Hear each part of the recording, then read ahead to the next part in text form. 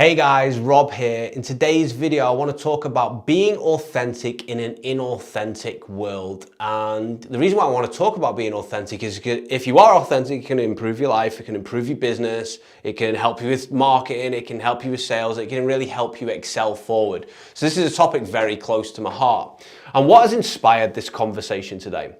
Well, as you know, if you follow me, I run a business on LinkedIn and I actually, I help, I coach, I consult, I let people in my online programs, I essentially teach small business owners how to get leads from LinkedIn. Now, over the last 12 months on LinkedIn, a strange shift has happened. And basically, people have started to be so concerned about their self-image on the platform that they ended up coming off as really inauthentic. So I'm sure, if you scrolled on the LinkedIn newsfeed, you'll have seen the same sort of posts I have. People humble bragging about situations that you can pretty much place a bet on that have never happened. People who are virtue signaling, talking about values which actually don't really matter to them. People writing inspiration posts and all these things, just trying desperately to get some heat, to try and get some engagement, to try and get some likes on the platform. And in my opinion, it's become a bit of an Instagram 2.0. Now, for those people who aren't familiar with Instagram, it's like a massive social media platform. You can share photos and things, but that platform's amazing for business, for personal trainers. It's amazing for business, for influencers, for models, people who are aesthetically good looking, people who have aesthetically pleasing lifestyles. Now, why am I telling you this? Well, because that actually has a dark side to it as well. So for instance, guys might go to the male personal trainer who's constantly sharing photos of himself with no top on Instagram and be like, hey man, I want to look like you, can you train me? The personal trainer gets business out of it. Likewise with the models as well. Agencies might hire them. People might want them in the background of films. They might get business off it. They'll get reward from it, is what I'm trying to say. Now the dark side of this is H3 actually made a big video on this, a YouTube video on this a few years ago. And it's that people actually Photoshop their images, right, on Instagram to make themselves look as good as possible. Now, when I heard this, I was a little bit shocked because I actually saw some people who had photoshopped their images and I was like, wow, that looks nothing like the person. So for instance, the guys might be photoshopping their arms to look a bit better. The girls might be flattening their tummies, sucking in their cheeks a little bit, on Photoshop and basically making themselves look a little bit more curvy. And what happens is they end up getting this unfair advantage and undeserved advantage in competition and end up getting business because of these decisions which they've made and this false image, this false foot forward they've put. But not only that, it gets even a bit darker because they've got a whole audience around them, right? Of people who are just average people like me, like you, right? Who watch and enjoy their stuff and like looking at their photos. But the problem is it affects people's mental health because they actually look at these photos and think, oh, I've been in the gym, I've been working out for the last 3 years as well, and I don't look anything like that. There must be something wrong with me. They might be looking at these unachievable images of people, who are so good looking because of how they've been photoshopped and thinking, I feel ugly, I feel worthless, I don't feel like it. Now, where are we going with this? Well, LinkedIn has become almost the same thing. It's got the same, something's happened on LinkedIn as well, which people are also trying to, get more business off it. Now, if you know LinkedIn, it's a bit of a gold mine for doing business and networking and helping other people. But the problem is with this is that people now want an unfair advantage on this platform as well. And to do this, they have to be really inauthentic. They can't manipulate the photos because it's not a photo platform like Instagram. However, what they can do is lie about client results, is make up inspirational stories about themselves, is tell a story about something which didn't actually happen, which shows they're a really good person. Campaign for all these different types of rights when they don't actually believe in it themselves. Now, it gets quite dark, this does, so I want you to stay with me here, right? Because they don't realize that this is playing a short-term game, and people who do this eventually get found out, right? And they end up like preaching values that they don't agree with. So I'm going to give you some examples of where people on LinkedIn have actually done this. Now, I've got tons of examples, and I'm just picking a few out that have happened over the last few months.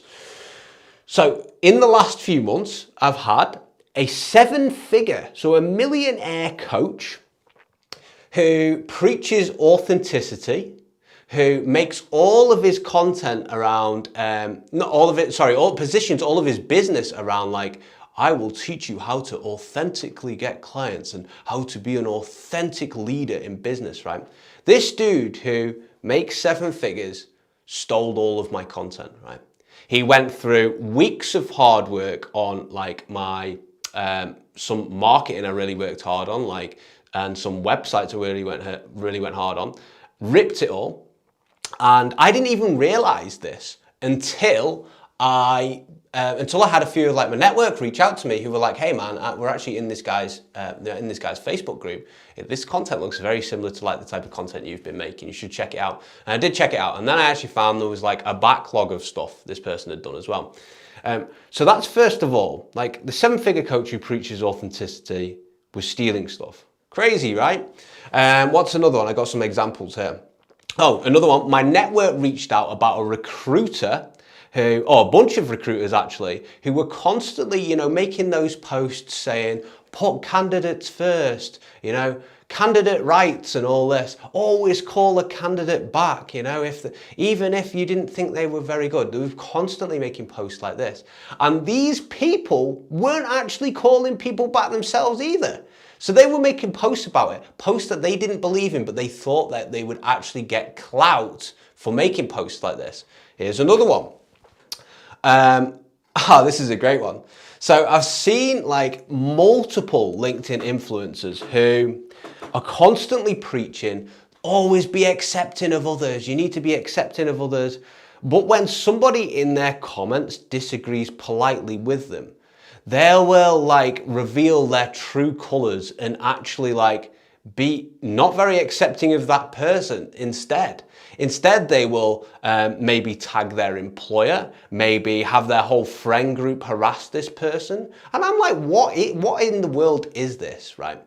It's like crazy that like people who are preaching authenticity, who are preaching values, who are preaching all these things, don't actually follow these rules themselves. It's like crazy to me, right? And LinkedIn has become more and more like it because people have started to realize that if you have the edge on your competition, you get more rewarded. So the edge on the competition in Instagram would be having, being slightly muscular as a personal trainer than the other person who's a personal trainer. Having a slightly more lavish lifestyle as an influencer than another person who has a more lavish lifestyle. Being able to Photoshop your belly away and make yourself look a bit more curvy in the right places if you're a woman. Compared to the next girl, because you might actually get like a deal signed to you. But like likewise on LinkedIn, people can't do that. They have to make themselves look like a genuinely good person. And people in the world right now have started to care more about looking like a good person and looking like they're good at what they do rather than actually being good at what they do. So I like to think like my audience, because of what I talk about, I don't talk about like viral topics like top 3 tips for personal finance. I talk about things in depth that only certain crowd of people are kind of understand, and like they're kind of like deep thinkers as well. And so if you're in a situation, right, and you're on LinkedIn, you're on one of these platforms right now, the best thing you can do is zig when they zag, right?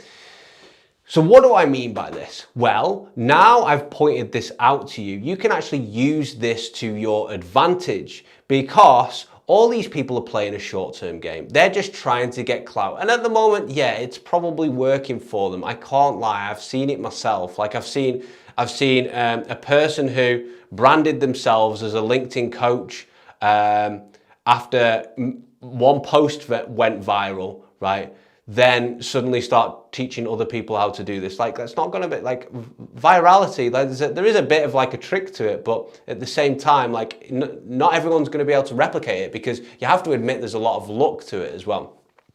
So what you should be doing is remaining authentic and bold in this world of people who are more concerned about their self-image. So you have to win a different way, because people will go to all sorts of lengths to make sure their self-image looks great. We've seen it in the media. We've seen it with politicians. We've seen it with all sorts of people. We've seen like scandals where people have appeared to do this, but they've only done it. I was watching this video on YouTube the other day, and this kid was crying, and he was in the car with his mum. She's like an influencer, and rather than like comforting the kid, she was filming a video as a YouTuber, and rather than comforting the kid, she got the camera and was like, just hold still for the thumbnail, right? Wow, right? You care more about the thumbnail than you actually, and how you look, because she knew that the kid crying on the thumbnail would actually get clicks. So this is the type of world we're living in right now. And only the people who are bold and only the people who remain authentic will win in the end. My mum used to say to me, if you ever want to judge a person's true colors, you take them out to a restaurant and you watch how they treat the people who are serving them. You watch how they treat the waiter. You watch how they treat the taxi driver, right?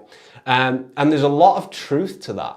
And in the online world, it's very important to pause and look at like the actions of people in the online world to determine if they're really authentic or not. So that's like kind of the big takeaway. We're in a world at the moment which is all about personal brand building, and you don't want to be doing this in an authentic way. What I would be doing is working on creating connections in really solid places. I'd be working on basically making the best sort of service and best sort of product that you can actually make. Being the best sort of person, not looking like the best sort of person that you can actually look. The amount of people who've turned around to me and be like, Rob, I had no idea you worked for a charity. And the reason why is just because I wanted to work for a charity for a while, I didn't want to look like I worked for a charity for a while. It was just in me. Like, I wanted to help and give back to people. So you have to be authentic in an authentic world. And you can start with some great books around people who, I'm just trying to see if there's any good books up there, around people who are really, really authentic in what they do. So we've got, books about soldiers are really, really authentic. Books, so for instance, we've got a guy called Ant Middleton. He's part of the SBS, which is Special Forces in the UK. He's got some good books out.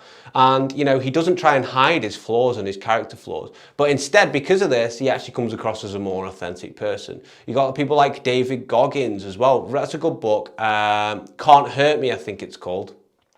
Great book. And the dude's like authentic. Like, he's talking through things which, you probably wouldn't want people knowing. He's letting people see his bad side as well. So start understanding that everyone wants only to be seen as the best, to be the most popular, and work against that. I hope you really enjoyed this video. I wanted to give this video just because it's like just such a thing which grinds my gears, that people actually care more about looking like a good person, actually being a good person. They care about looking like their online course or like their coaching's really good than actually having the coaching really good. They care too much about this. And if we can push back the other way, if you can push back the other way and you're watching this right now, you will do very well for yourself. You don't have to sit in a room and agree with every single person. Be a chameleon a little bit and get on well with others, but don't just always agree with what everyone's saying, right? Because then we end up in a world where everyone agrees with each other, but basically nobody agrees with each other and nobody's authentic, right? Have your own values and stand for them. It doesn't matter what other people think of your values. Stand for your own values, and if you do that, you'll do very, very well in life. So that's all for me for now. Hope you enjoyed this video, and take care. See you in the next one.